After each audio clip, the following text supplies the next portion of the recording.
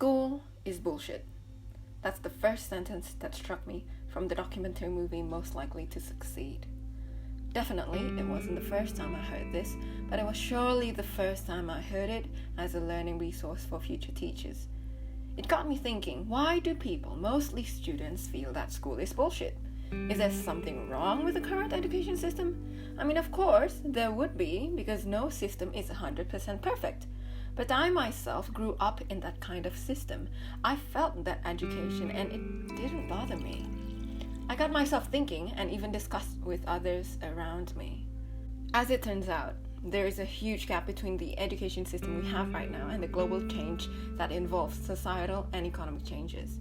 The world is changing into a faster, more globalized world. The education system we have now may have worked in the past, but it doesn't have the same effect today. UNESCO wrote a magazine specifically titled Rethinking Education Towards a Global Common Good, and it discussed how we need to see education around the world from a perspective that understands the current context. We need to consider the future and the changes that come with it. I quote, "While the 4 pillars of learning, to know, to do, to be, and to live together, are still relevant, they are threatened by globalization and by the resurgence of the identity of politics. The world is changing. So is the socio-economic condition of the people around us. These days it seems normal, seeing people losing their jobs, becoming jobless overnight, and barely surviving. Rumors have been spreading that we are undergoing another wave of recession due to this pandemic. Businesses are closing because there are no visitors. It would not be a shock if another wave of recession is coming. The Great Recession of 2008 and 2009 have definitely created larger gaps in income, employment, occupational attainment, and poverty. What does this mean? The rich stay rich and the poor get poorer. The recession affects the middle-low society much more than it affects the upper society. However, we need to see this condition from a wider perspective.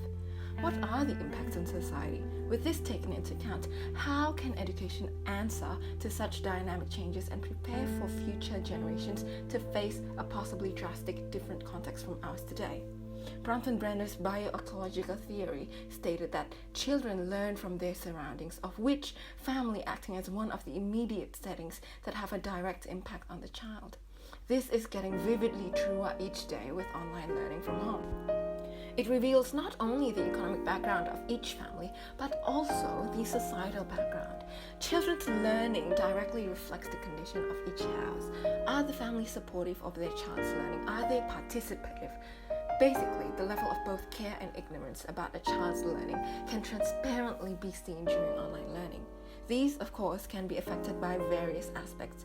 This year, with COVID-19 currently happening, drastic changes have happened and it revealed a number of gaps and holes in the education system we have. The inequalities that we see are results of the indoctrinated colonial and imperialism processes in the past that are rooted in our behaviors. The pandemic forced us to see all the bad stuff that was already there.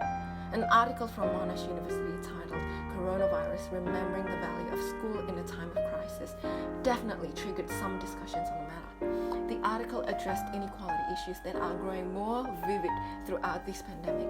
Billions of families now realize the importance of schooling in a child's life.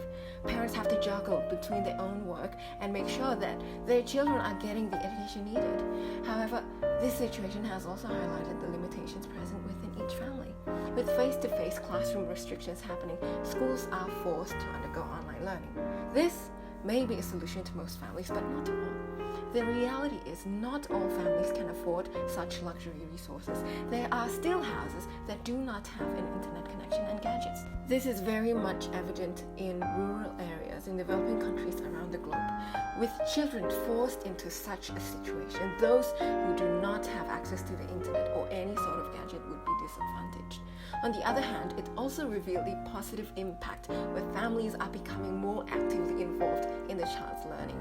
An article from ABC News titled Port Macquarie Nature School in Demand as Parents Look to Education Alternatives After Pandemic mentioned that there are parents who realize that homeschooling benefited the child to learn and flourish with the active guidance of the parents. I quote one of the parents mentioned, "Homeschooling brought sanity into our families' lives.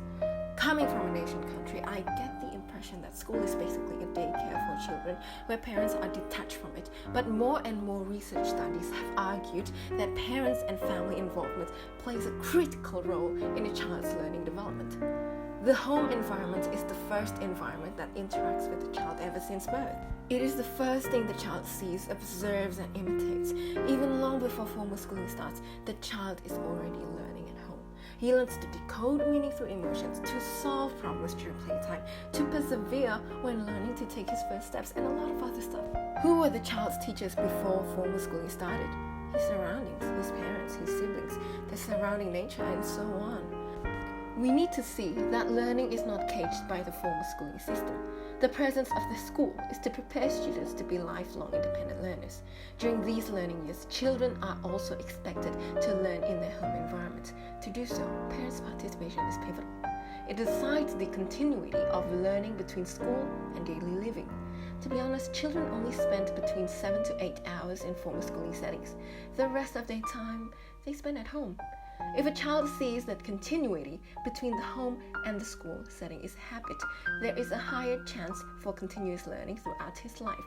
Meaning, after the child graduated and got a job, he would constantly strive for more, being active and resourceful, relentlessly achieving and sharing knowledge. This would not only stop with this generation, but it would create such a culture in future generations. Therefore, even if the socio-economic context of the world changes, needs changes, world politics change, future generations are prepared to face them because they will never be content with their stagnant current knowledge. They would strive for more, seek more, and grow to love learning as part of their daily necessities.